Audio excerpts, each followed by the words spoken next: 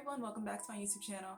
My name is Cynthia for anyone who is new here, and in my channel I talk about homeschooling, motherhood, and occasional lifestyle vlogs.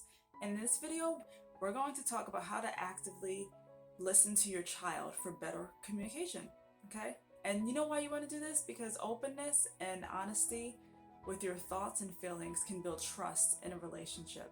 And you can utilize all of these tips that I'm going to be sharing with you in all types of relationships, not necessarily just with your child. You can use it at work, with your boss, with your mom, other family members, and your friends as well. So the very first thing that I want to share with you, you want to engage with someone without them feeling like you're probing in their life and getting more details just to be nosy. You don't want to do that because people can sense when you're being nosy and they don't like it.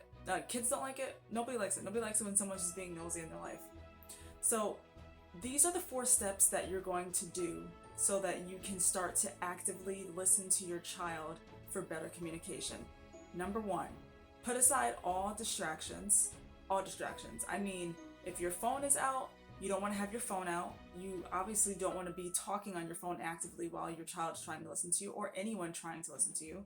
And you also want to, if you have another child or someone else that's talking to you in the moment and your child comes up to you and they're trying to talk to you or tell you something, or if your child was talking to you first when this happens and someone just comes and butts in the conversation and like, oh, you won't believe XYZ, you need to let them know and say, I'm sorry, but I'm talking to my kid right now. Can this just wait a few minutes and then I will talk with you about XYZ, whatever it is.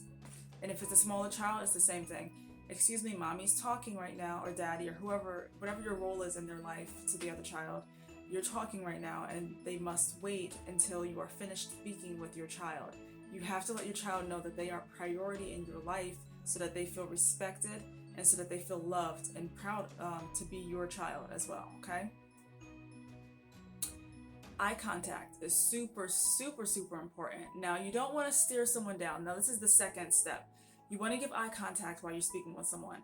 You don't want to look away a lot. You don't want to not look at them at all and just focus on what you were doing prior to them coming over to you because they're going to feel like you're not listening. And that's a big part of active listening is eye contact. Don't stare them down and make it creepy. You don't have to do that. But, you know, providing a nice stream of continuous movements with your eyes.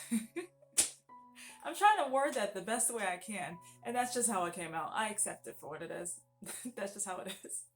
Now, step number 3 is to provide suggestions to improve their situation. People really like this because it shows that you're actually taking it to the next step and engaging with them in the conversation, and you're not just talking at them or just sitting there soaking it in and not saying anything at all.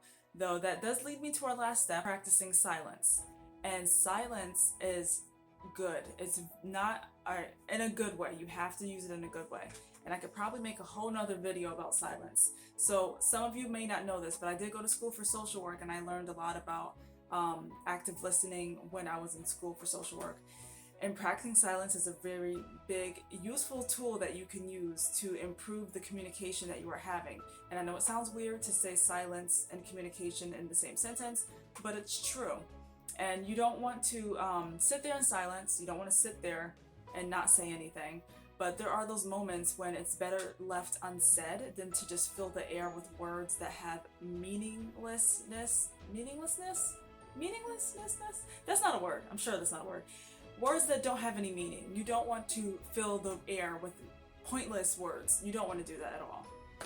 So those are the 4 steps. And then I'm going to share with you tools that you can use to make sure that you are utilizing all of those steps to their most effective. The first thing is engaging with intent. This is a tool that you can use. Engage with intent. Know what you want to get out of the conversation before the conversation begins. You want to be emotionally present is what I'm trying to say. So you want to make sure that you are going on a deeper level with someone and that's the point of the conversation, is to go a little bit deeper in the conversation with your child. You don't want to keep it surface level if possible, depending on the conversation. Not every conversation is dive deep into your soul, but some conversations with a child can go deeper than you might have expected. I'm surprised sometimes at my 6-year-old how deep her conversations can go, even my 4-year-old, some of his conversations, how deep they can go. So the point of it is to get a little bit deeper in with your child on a more emotional level, so that you can get more out of the relationship and grow even deeper with them. You want to make sure you know their body language as well and read what they're doing, such as crossing their arms, or if they're tapping their feet, or if they're rolling their eyes, or if they're moving their head a lot, or if they're not giving you eye contact at all. It might say some things. Not everything means something deep, but it's good to note what those things are that they're doing and keep it in the back of your mind for next time that you're having conversation. Another important skill, or another thing that's under engaging with intent, is knowing what their tone is trying to convey or what it is withholding. Gotcha there, didn't I? What is their tone withholding? What are some things that they're not saying to you? Are they afraid of you? Are they afraid of your reaction possibly? Or just the way that you engage with them? Maybe you're a little bit too, do some self-reflection there. I'm not even gonna put some words out there because I don't want y'all to start thinking, Cynthia said, maybe I will, but maybe I won't. Okay, I'm not even gonna go there. Next thing, am I providing my child with my full attention in this moment? You want to ask yourself, am I providing my child with my full attention? Is this something that that I'm just like all over the place and I'm just not paying attention to them because I'm trying to wash the dishes and change diapers and cook dinner or pick up the trash off the floor, get the kids off the bus, or whatever you're trying to do? You can still do things while you're actively listening, but you want to let the person know that you're actually listening to them and you're not yep, okay, well, all right, next time we'll talk, all right, okay. But you don't want to brush them off. How do you feel when you get brushed off? You want to ask thought-provoking questions. That's another tool that you can utilize, is asking something that's open-ended instead of a closed-ended question. And the who, what, when, where, why questions are really good. And you want to ask, for example, here's an example. How did that make you feel when that happened? What was your reaction when XYZ happened? Why do you feel as though X was a good reaction when Y happened? Something that gets them to think of, oh, this is why my behavior was this way as a reaction to this happening. And mom's making, or dad's making me think, why did I do that? Maybe I should have reacted differently. Maybe there's other things that I should have said instead. Maybe this wasn't the best reaction to have in this situation. You want to get your child to think for themselves too, aside from always telling them, oh no, don't do that. Oh, stop, what are you doing? Like, instead of telling them what to do, make them reflect on their own behavior and reaction and figure out how they can turn it around to a positive way or just a different way. Another tool is paraphrasing, and basically just reflecting on what they said and asking them if you are hearing them correctly. Therapists use this really, really well. And a way that you can use it is just by not being a parrot and just repeating what they say, but saying, oh, it sounds like you're saying this. Am I hearing you correctly? Or do you mean to say that? Is that what you mean? Or just to get more clarification on the situation so that they can tell when you're not practicing silence or whatever and you're still listening to them, they can tell that you're actually paying attention to what they're saying and you're not just brushing them off. This is good to use when you're driving or if you're washing the dishes or something like that, and you can't drop everything to give them the eye contact and to just do all the other skills that I was talking about. Sometimes it's a little bit difficult and you can't always give them 100% eye contact throughout the conversation. Depending on when they bring it up, they might bring up something while you're driving and stuff like that. So keep that.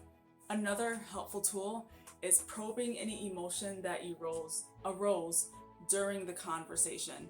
So an example of this, Oprah is really, really good at this. If you watch her talk shows, you'll see that what she does when she's not afraid of emotion. If someone starts to cry, and she's good at making people cry, if someone starts to cry, she doesn't get afraid and she's like, oh, I'm sorry, here's a tissue, let's just switch the subject, let's just be quiet about that, let's just change it so that I'm feeling more comfortable. She embraces that feeling of someone crying and what that provokes inside of them.